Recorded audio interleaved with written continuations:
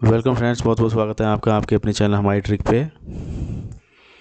देखिए, आज के वीडियो में हिंदी के वही प्रश्न डिस्कस करेंगे जो आपके एग्ज़ाम्स में पूछे जा चुके हैं और विभिन्न प्रकार की जो भी परीक्षाएं हुई हैं, चाहे चकबंदी लेखपाल की हो, ग्राम पंचायत अधिकारी, ग्राम विकास अधिकारी, अमीन, वन रक्षक, बहुत तमाम तरह की परीक्षाएं हुई हैं यूपी ट्रिपल एससी की। उनमें अधिकतर प्रश्न ये पूछे गए हैं और कब पूछे गए हैं और कौन सा एग्ज़ाम में पूछे गए हैं वो सब प्रश्न में आपको देखने को मिलेगा। तो फटाफट आपके स्क्रीन पे पहला प्रश्न आ रहा है। देखिए, पहला प्रश्न है, वर्ण किस वर्ण का उच्चारण स्थान कंठ तालु होता है? तो यहाँ पे देखिए राइट आंसर है डी, यानी कि ए का स्थान जो है कंठ तालु होता है। कंठ और तालु में जीभ से स्पर्श से बोले जाने वाले शब्द आते हैं, वर्ण आते हैं, जैसे कि ए और ए। तो यहाँ पे जो है ये पूछा गया था यूपी ट्रिपल एससी चकबंदी लेखपाल परीक्षा 2015 में। तो ये जो है इम्पोर्टेंट प्रश्न रहेगा आपके लिए। देखिए, निम्न में से कंठ वर्ण कौन सा है? तो देखिए राइट आंसर है बी, आ जो है कंठ वर्ण है। ये आपका युवा कल्याण विकास दल अधिकारी परीक्षा 2018 में पूछा गया था। देखिए, उच्चारण कंठ से जिन जिनका होता है वो कंठ वर्ण कहलाते हैं। और देखिए कुछ यहाँ पे दिए गए हैं, क, ख, ग, घ, ण, आ और बड़ा आ। ये जो है कुछ कंठ वर्ण है। देखते हैं अगले प्रश्न को। देखिए, इनमें से कौन सी देवनागरी लिपि की वर्ण ध्वनि नहीं है? तो देखिए राइट आंसर है यहाँ पे ए, गिरवा ध्वनि। गिरवा ध्वनि जो है ये देवनागरी लिपि की वर्ण ध्वनि नहीं है। ये ऑप्शन यहाँ पे करेक्ट है। देखिए, गिरवा लिपि की बात करें तो देवनागरी लिपि की वर्ण ध्वनि ये नहीं होती है। देखिए, मुद्रा, कंठ और दंतोष्ठ देवनागरी लिपि की वर्ण ध्वनियाँ होती हैं। तो आपको याद रखना है। और ये पूछा गया था, मंडी परिषद परीक्षा हुई थी उसमें। देखिए यहाँ पे पूछा गया व का उच्चारण स्थान क्या होता है? तो राइट आंसर है यहाँ पे सी, यानी कि दंतोष्ठ जो है ये उच्चारण स्थान होता है व का। देखिए, ये पूछा गया सम्मिलित अवर अधीनस्थ सेवा परीक्षा हुई थी 2016 में। उसमें दांत से, जीभ से और ओंठों के कुछ योग से बोला जाने वाला वर्ण जो है दंतोष्ठ कहलाता है, वह इस वर्ग में शामिल है। देखिए अगला प्रश्न है, प, फ, भा, व, मा। प, फ, भ, मा ये किस प्रकार के व्यंजन हैं? तो राइट आंसर है बी, ओष्ठ। ओष्ठ यानी कि ओंठों से बोले जा रहे हैं, इसीलिए जो है ओष्ठ व्यंजन है। ये प्रश्न आपका युवा कल्याण एवं विकास दल अधिकारी परीक्षा 2018 में पूछा गया था। पाफा बाबा माँ जो है ओष्ठ व्यंजन है। ताथा दादा ना जो है दंतस्थ व्यंजन है। चा छा जा जा या जो है तलव्य व्यंजन है। का खा गा अणा जो है कंठ व्यंजन है। तो यहाँ पे जो है और भी काफ़ी ज़्यादा आपके प्रश्न हल हुए।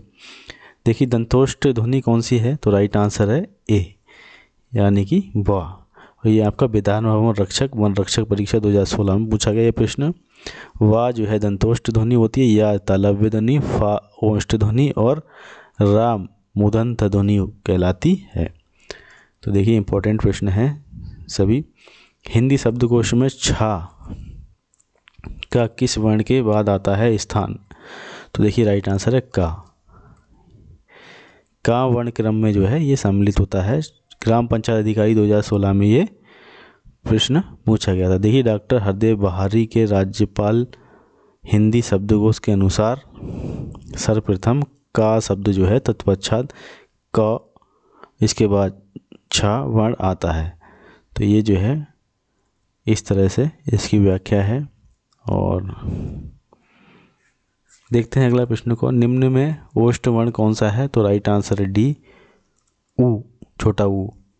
छोटा ऊ जो है ओष्ठ वर्ण कहलाता है।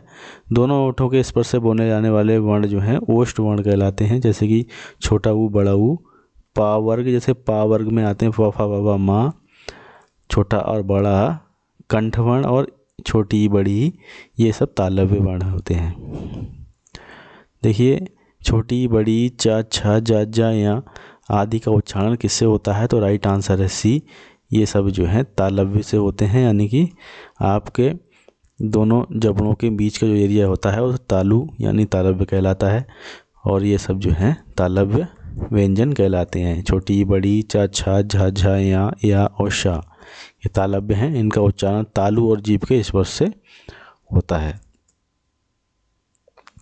अगला प्रश्न देखिए, कंठ तालव्य कौन सा होता है? तो राइट आंसर है सी, छोटा वो ए और ए कंठव्य तालव्य होता है, छोटा ऊ बड़ा ऊ, ओष्ठ रा और पेट पठा शाह जो है मूर्धन्य छोटा और बड़ा कंठस्थ ध्वनि कहलाती हैं।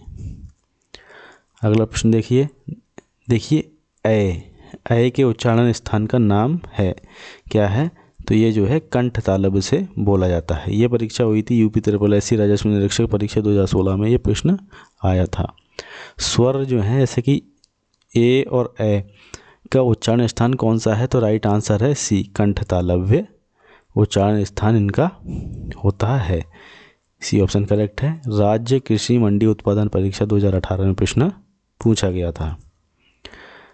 या का उच्चारण स्थान क्या होता है? तो राइट आंसर है डी, तालु। तालु जो है या का उच्चारण स्थान होता है। देखिए या जो है उसका उच्चारण स्थान जो है तालु होता है। या का उच्चारण स्थान जो है तालु और जीभ के स्पर्श से होता है। छोटी बड़ी चावर्ग और शा यानी कि बड़ा सा का उच्चारण भी तालु और जीभ के स्पर्श से होता है।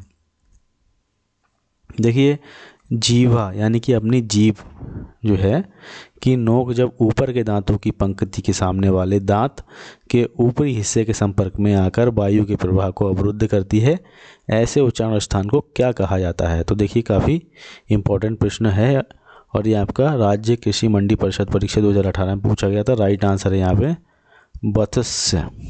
बतस्य बा आदता फिर आदशा या के ऊपर है की मात्रा, तो ये जो है आपका बतस्य हो गया। तो देखिए जीवा की नोक जब ऊपर के दांतों की पंक्तियों के सामने वाले दांत के ऊपरी हिस्से यानी कि दंतमूल को स्पर्श करती है और वायु प्रवाह से अवरुद्ध होता है, तो ऐसे उच्चारण स्थान को बतस्य कहा जाता है। अगला प्रश्न देखिए, किस व्यंजन का उच्चारण स्थान जो है तालव्य होता है? तो देखिए राइट आंसर है झा का स्थान जो है तालव्य होता है। झा का उच्चारण स्थान तालव्य होता है। गा का उच्चारण स्थान जो है कंठस्थ होता है। ना का स्थान जो है दंत होता है। देखिए अगला प्रश्न है, हिंदी में ध्वनियाँ कितने प्रकार की होती हैं? तो राइट आंसर है आपका ए, 2 प्रकार की हिंदी में ध्वनियाँ होती हैं। और देखिए कौन कौन सी ध्वनियाँ होती हैं? स्वर और व्यंजन, ये 2 प्रकार की ध्वनियाँ होती हैं। स्वर वे होते हैं जो बिना किसी की सहायता के जो है उच्चारित होते हैं। व्यंजन वे होते हैं जिनके उच्चारण के लिए स्वरों की आवश्यकता पड़ती है। मात्रा के आधार पर स्वर कितने प्रकार के होते हैं? तो देखिए राइट आंसर है ए, 2 प्रकार के स्वर होते हैं। और कौन कौन से होते हैं? ह्रस्व स्वर जो कि छोटा आ, छोटी ई, छोटा ऊ और ऋढ़, इनको बोला जाता है। दूसरा होता है दीर्घ स्वर। दीर्घ स्वर में कौन कौन से आते हैं? बड़ा आ, बड़ी ई, बड़ा ऊ, ए ऐ ओ औ, तो ये आपके दीर्घ स्वर में काउंट किए जाते हैं। आपको याद रखना है 2 प्रकार के स्वर होते हैं। ग्राम विकास अधिकारी परीक्षा 2018 में ये प्रश्न पूछा गया था, आपको याद रखना होगा। जीवा के आधार पे जो है स्वर कितने प्रकार के होते हैं? तो देखिए राइट आंसर है यहाँ पे बी, यानी कि जीवा के आधार पे स्वर 3 प्रकार के होते हैं। अग्र स्वर, मध्य स्वर और पार्श्व स्वर, ये आपके 3 प्रकार के स्वर होते हैं। किसके आधार पे? जीवा के आधार पे। तो देखिए मात्रा के आधार पे स्वर जो है इनकी संख्या कितनी हुई?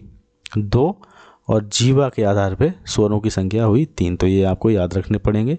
और दोनों देखिए यहाँ पे प्रकार ह्रस्व और दीर्घ, ये 2 प्रकार हैं आपके मात्रा के आधार पे। और यहाँ पे जो से वर्ण सम्मिलित हैं वो भी दिए गए हैं, और जीवा में भी जो से वर्ण सम्मिलित किए गए हैं 3 प्रकार में, अग्र, मध्य और पश्व, वो भी यहाँ पे दिए गए हैं। तो कन्फ्यूज ना हो, मात्रा के आधार पर 2, जीवा के आधार पर 3 प्रकार के स्वर काउंट किए गए हैं। और ये जो है दोनों प्रश्न आपके ग्राम विकास अधिकारी परीक्षा 2018 के पहली शिफ्ट में पूछे गए थे। तो फ्रेंड्स लाइक करते हुए वीडियो को ज़रूर चलें, और जब नौकरी लगेगी तो इसी तरह आराम से रिलैक्स होके आराम से जो है चाय कॉफ़ी जिस तरह का भी शौक़ है करिएगा। अगला प्रश्न देख लीजिए। तो ये प्रश्न है,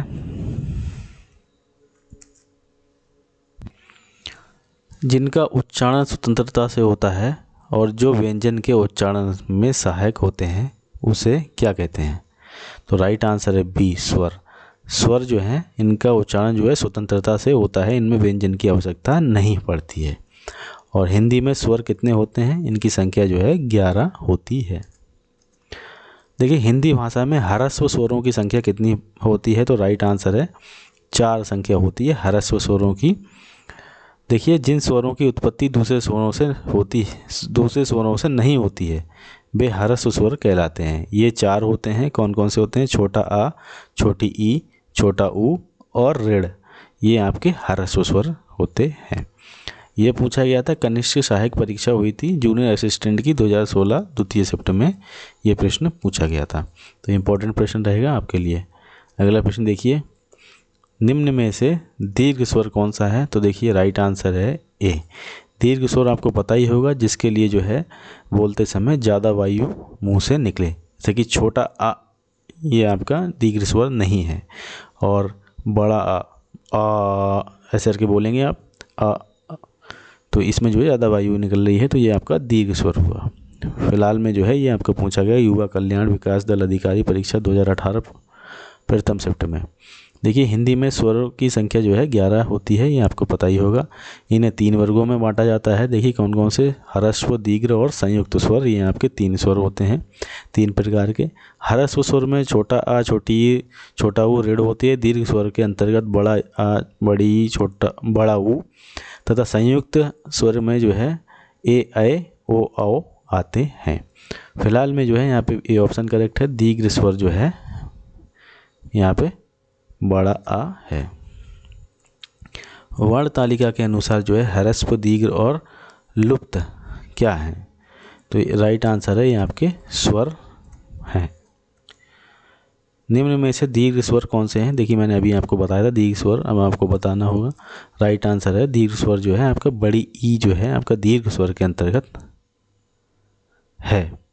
देखिए बड़ा आ, बड़ी ई और बड़ा ऊ, ये आपके दीर्घ स्वर हैं। छोटा आ, छोटी ई, छोटा ऊ, ऋढ़, ये आपके ह्रस्व स्वर हैं। ए, ऐ, ओ, औ ये आपके संयुक्त स्वर हैं। देखिए अगला प्रश्न, निम्न में से कौन सा मूल दीर्घ स्वर नहीं है? देखिए राइट आंसर है डी, ओ। ग्राम विकास अधिकारी परीक्षा 2018 में प्रश्न पूछा गया। अर्ध विवर्त स्वर है, तो राइट आंसर है आपका बी, आई।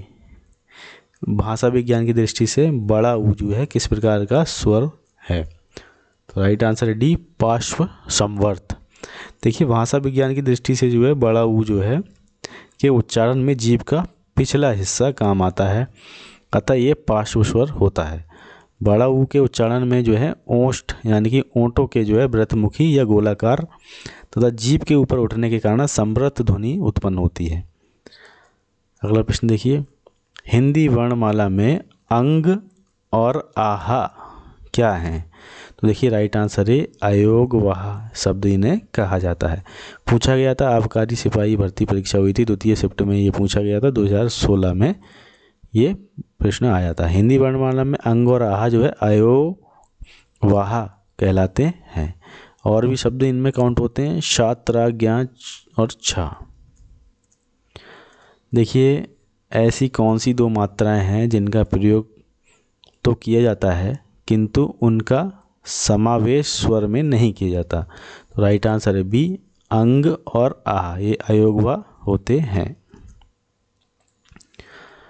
देखिए जिनकी ध्वनि केवल मुख से निकलती है वे हैं, तो राइट आंसर है निर्नुनासिक स्वर जो है इन्हें कहा जाता है। ये पूछा गया था, वन रक्षक परीक्षा हुई थी 2016 में ये प्रश्न आया था। जब स्वरों का उच्चारण केवल मुख से होता है तो उन्हें निर्नुनासिक कहा जाता है, जैसे कि अ। जब एक ध्वनि का द्वित्व हो जाए तब वह क्या कहलाती है? तो राइट आंसर बी, युग्मक ध्वनियाँ कहलाती हैं। जब एक ही ध्वनि का द्वित्व हो जाता है तब उन्हें युग्मक ध्वनियाँ कहा जाता है। किस स्वर के उच्चारण में दीर्घ स्वर से अधिक समय लगता है। तो ऐसा कौन सा स्वर है जिसके उच्चारण में जो है दीर्घ स्वर से भी ज़्यादा समय लग जाता है? तो राइट आंसर है डी, लुप्त, विलुप्त स्वर, लुप्त स्वर। राज्य कृषि उत्पादन मंडी परीक्षा 2018 में प्रश्न पूछा गया था। देखिए विलुप्त, विलुप्त नहीं, प्लुप्त, प्लुप्त, प्लुप्त स्वर जो है उच्चारण में दीर्घ स्वर से भी अधिक समय ले लेते हैं। इनका कोई चिन्ह नहीं होता है। इनके लिए 3 का अंक लगाया जाता है, जैसे कि ओम, ये है जो काफ़ी समय लेता है। इस तरह से शब्द बोले जाते हैं। कौन सी ध्वनि महाप्राण ध्वनि नहीं है? तो महाप्राण ध्वनि आपको बतानी कौन सी ध्वनि नहीं है। तो जास जो है ये आपकी महाप्राण ध्वनि नहीं है। ये आपका 2016 में प्रश्न पूछा गया था। वे व्यंजन जिनके उच्चारण में श्वास अधिक मात्रा से निकलती है वे महाप्राण ध्वनि कहलाते हैं। और इसके अंतर्गत प्रत्येक वर्ग के द्वितीय और चतुर्थ वर्ण तथा समस्त ऊष्म वर्ण आते हैं। इसी प्रकार वे व्यंजन जिनके उच्चारण में श्वास अल्प मात्रा में निकलती है वे सब अल्प प्राण व्यंजन कहलाते हैं। इसके अंतर्गत प्रत्येक वर्ग के प्रथम, तृतीय और पंचम वर्ण आते हैं। ये अल्प प्राण व्यंजन कहलाते हैं। तो देखिए आपको अब पता लग गया होगा, जिनके उच्चारण में जो है ज़्यादा ध्वनि निकलती है वो महाप्राण वर्ण, और जिनके उच्चारण में जो है कम ध्वनि निकलती है वे अल्प प्राण व्यंजन कहलाते हैं। और यहाँ पे देखिए द्वितीय और चतुर्थ जो है पंक्ति के रहते हैं वो सब महाप्राण होते हैं, और प्रथम, तृतीय और पंचम वाले ये आपके क्या होते हैं? अल्प प्राण। निम्न में अल्पप्राण व्यंजन कौन सा है? तो देखिए राइट आंसर है बी, गा। ये जो है देखिए तीसरे नंबर पे आ रहा है, क ख ग आया तीसरे नंबर पे। तो 3, 5 और क्या बताया था, 1, 3 और 5 ये आपके अल्पप्राण होते हैं। तो देखिए ये 3 नंबर पे है ग, इसीलिए जो है अल्पप्राण है। ग्राम विकास अधिकारी परीक्षा 2018 में पूछा गया था। महाप्राण वर्ण आपको बताना है, तो राइट आंसर है सी, भा। ये आपका युवा विकास दल अधिकारी 2018 में पूछा गया। महाप्राण वर्णों का समूह आपको बताना है इस प्रश्न में। तो ख, छ, ठ ये आपका 2016 में वन रक्षक परीक्षा में पूछा गया था। प्रत्येक वर्ग का दूसरा और चौथा वर्ण कौन सा है? तो प्रत्येक वर्ग का जो है दूसरा और चौथा वर्ण कौन सा होगा? तो देखिए दूसरा और चौथा वर्ण जो है आपका क्या कहलाएगा? ये आपका महाप्राण कहलाएगा। देखिए जो भी पेयर्स में होते हैं 2, 4, 6, 8 ये सब आपके जाएंगे महाप्राण में, और जो भी आपके विषम होंगे 1, 3, 5, 7 तो आएगा ही नहीं, काउंट होगा नहीं, 1, 3, 5 ये सब जो है आपके अल्पप्राण में आएंगे। तो ऑड और इवन का यहाँ पे फर्क दिखता है। निम्न में से कौन सा व्यंजन स्पर्श संघर्षी है? तो देखिए राइट आंसर है जा। जा व्यंजन जो है स्पर्श संघर्षी होता है। आधुनिक परिभाषी शब्दावली में जो है स्पर्श संघर्षी 5 हैं। कौन कौन से? च, छ, ज, ज, या ये जो हैं चा वर्ग के अंतर्गत आते हैं। सभी स्पर्श व्यंजन कौन से समूह में आते हैं? तो राइट आंसर है सी, का, छा, प, दा ये जो है आपके स्पर्शी व्यंजन के समूह में आते हैं। विधान भवन रक्षक परीक्षा में ये पूछा गया था, और इनकी संख्या जो है 25 कहलाती है। वर्णमाला में स्पर्श व्यंजनों की संख्या कितनी होती है? तो राइट आंसर है ए, 25। देखिए स्पर्श व्यंजनों की संख्या 25 होती है। मंडी परीक्षा हुई थी 2018 में पूछा गया था उसमें। और 25 व्यंजन कौन कौन से होते हैं यहाँ पे देखिए सामने आपकी स्क्रीन पे है, पढ़ते रहिएगा। अगला प्रश्न देखिए, हिंदी वर्णमाला में व्यंजनों की संख्या है। तो देखिए हिंदी वर्णमाला में टोटल जो है व्यंजन कितने होते हैं? 33 व्यंजन होते हैं। तो देखिए हिंदी वर्णमाला में 33 मूल व्यंजन होते हैं। इसके अतिरिक्त 2 उत्शिष्ट व्यंजन होते हैं, 2 अयोगवा होते हैं, 4 संयुक्त स्वर व्यंजन होते हैं, 11 मूल स्वर होते हैं। इनको कुल मिला के जो है आपके 52 वर्ण बन जाते हैं। तो ये आपको पता होना चाहिए। निम्न में से कौन सा व्यंजन संघर्षी है? तो राइट आंसर है सी, हा व्यंजन जो है संघर्षी है। चकबंदी लेख बार परीक्षा में पूछा गया था। ये 4 जो हैं संघर्षी व्यंजन है। सा, छोटा सा, बड़ा सा, पेट पतला सा और हा ये आपके संघर्षी व्यंजन हैं। रा का विवरण आपको बताना है। तो राइट आंसर है ए, वत्स, लुंठित, सघोष अल्पप्राण व्यंजन के अंतर्गत ये सब गिना जाता है। अब देखिए प्रश्न आया, निम्न में से कौन सा व्यंजन पार्श्विक व्यंजन है? तो राइट आंसर है सी, ला जो है आपका पार्श्विक व्यंजन है। देखिए या और व अर्धस्वर हैं। ला जो है पार्श्विक व्यंजन के अंतर्गत आता है। झा तालव्य सघोष महाप्राण है। बड़ा सा जो है तालव्य अघोष महाप्राण कहलाता है। स्पर्श व्यंजन कंठस्थ ध्वनि अघोष और महाप्राण ध्वनि कौन सी है? तो राइट आंसर है सी, खा। और खा जो है स्पर्श व्यंजन के अंतर्गत आता है। कंठस्थ ध्वनि अघोष महाप्राण ध्वनि भी कहलाती है। और छोटा का जो यानी कि का की बात करें तो अघोष और अल्पप्राण कहलाएगी। गा घोष और अल्पप्राण कहलाएगी। और घा घोष और महाप्राण कहलाएगी। देखिए सघोष वर्ण कौन सा है? तो सघोष वर्ण जो है आपका कौन सा है? बा। देखिए सघोष वर्ण जो है बा है। जिन वर्णों में उच्चारण में स्वर तंत्रिका झंझुक होती है उन्हें सघोष वर्ण कहते हैं। और अघोष वर्ण कौन कौन से होते हैं? तो यहाँ पे काफ़ी ज़्यादा वर्ण हैं। और सघोष वर्ण जो है यहाँ पे ये दिए गए हैं। तीसरा, चौथा, पांचवा वर्ण जो है सघोष वर्ण के अंतर्गत है। निम्न में से घोष वर्ण कौन सा है? तो राइट आंसर है ए, जा। ग्राम विकास अधिकारी परीक्षा में पूछा गया था। अघोष वर्ण आपको बताना है तो राइट आंसर है डी, छोटा सा। निम्न में से अघोष वर्ण कौन सा है? तो राइट आंसर है पा। स्वर तंत्रिका के आधार पर व्यंजकों को कितने वर्गों में बांटा गया? तो राइट आंसर है बी, 2 वर्णों में बांटा गया है। हिंदी वर्गमाला में ऊष्म व्यंजन कौन से हैं? तो राइट आंसर है डी, बड़ा सा, पेट फटा सा, छोटा सा और हा, ये आपके ऊष्म व्यंजन कहलाते हैं। आबकारी सिपाही परीक्षा प्रथम पाली 2016 में ये पूछा गया था। प्रश्न है ऊष्म व्यंजन कौन सा है? तो देखिए राइट आंसर है ए, हा जो है ऊष्म व्यंजन है। अभी आपको हमने बताया था। देखिए छा और डा के बीच में कौन सा अक्षर आता है? तो राइट आंसर है अया। हिंदी वर्णमाला में अंतस्थ व्यंजन कौन सा है? तो देखिए राइट आंसर है आपका बी, या, रा, ला, वा, ये आपके अंतस्थ व्यंजन कहलाते हैं। अगला प्रश्न देखिए, निम्न में से अंतस्थ व्यंजन कौन सा है? तो राइट आंसर है सी। अभी मैंने आपको बताया था या, रा, ला और वा, तो ये जो है अंतस्थ व्यंजन के अंतर्गत आते हैं। अंतस्थ व्यंजन कौन सा है फिर पूछा गया है? तो राइट आंसर है डी, या, रा, ला, वा, ये आपके अंतस्थ व्यंजन कहलाते हैं। अंतस्थ और ऊष्म वर्ण कितने होते हैं? तो राइट आंसर है बी, ये सब मिला के अंतस्थ और ऊष्म 8 हो जाते हैं।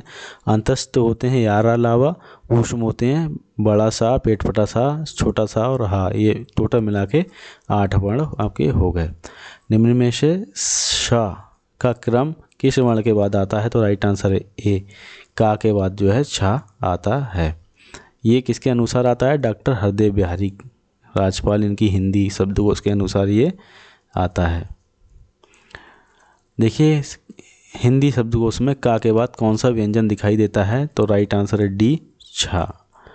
तो ये जो है आप कंफ्यूज मत होइएगा, का के बाद खा मत कर दीजिएगा। अधिकतर जो है बच्चे का के बाद खा लगाएंगे, जो आपका गलत हो जाएगा। ये आपकी वर्णमाला के अनुसार है, लेकिन हिंदी शब्दकोश की बात करें तो का के बाद जो है छा यहाँ पे दिखाई देता है व्यंजन। निम्न व्यंजनों में से कौन सा संयुक्त व्यंजन नहीं है? तो राइट आंसर है बी, पेट फटा शा।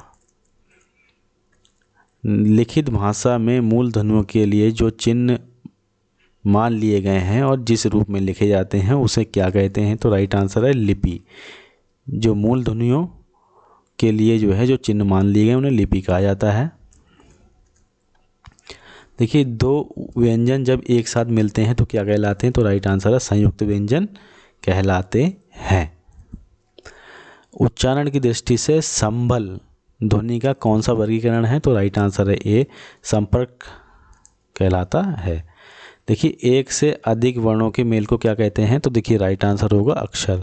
अक्षर जो है एक से अधिक वर्ण जब मिलते हैं तब बनता है। और ये आपका पूछा गया था ग्राम विकास अधिकारी परीक्षा 2018 की द्वितीय पाली में प्रश्न आया था। लिपि चिन्हों के क्रमबद्ध समूह को क्या कहते हैं? तो देखिए राइट आंसर है डी, वर्णमाला। जो लिपि चिन्ह है उनके क्रमबद्ध समूह को जो है वर्णमाला कहा जाता है। कनिष्ठ सहायक परीक्षा 2016 में ये प्रश्न पूछा गया था। तो फ्रेंड्स यहाँ पे मैंने फटाफट आपके जो भी UP SSSC की हिंदी में प्रश्न आपके आए थे। अभी बीते कुछ वर्षों में जो है परीक्षाएं हुई थी, उनमें जो प्रश्न आपके इंपॉर्टेंट पूछे गए थे वो मैंने आपको एक वीडियो के माध्यम से आप तक पहुंचाने का प्रयास किया है। काफ़ी मैंने मेहनत की है इस वीडियो को बनाने में, और मैटर जो है काफ़ी जगह से मैंने लिया। तो फ्रेंड्स जो है आप तक पहुंचाने के लिए मैंने काफ़ी ज़्यादा मेहनत की है, तो आपको एक लाइक तो करना ही है, साथ ही साथ वीडियो को शेयर भी करना है। आपके जो भी ग्रुप्स हैं, जहाँ जहाँ पे आप जुड़े हुए हैं, हमारे वीडियो को शेयर करें, जिससे जो है दूसरे बच्चों को भी लाभ हो और जो है हमारी मेहनत सफल हो। तो हमारा उद्देश्य यही रहता है क्वालिटी एजुकेशन आप तक पहुँचे, और प्रश्न वही सम्मिलित किए जाते हैं जो आपके लिए महत्वपूर्ण होते हैं आपके एग्ज़ाम्स के लिए। तो फ्रेंड्स लाइक कीजिएगा, शेयर कीजिएगा और चैनल को सब्सक्राइब जरूर कर लीजिएगा। बहुत बहुत धन्यवाद। आपका समय बहुमूल्य है, सदुपयोग करें। बहुत बहुत धन्यवाद।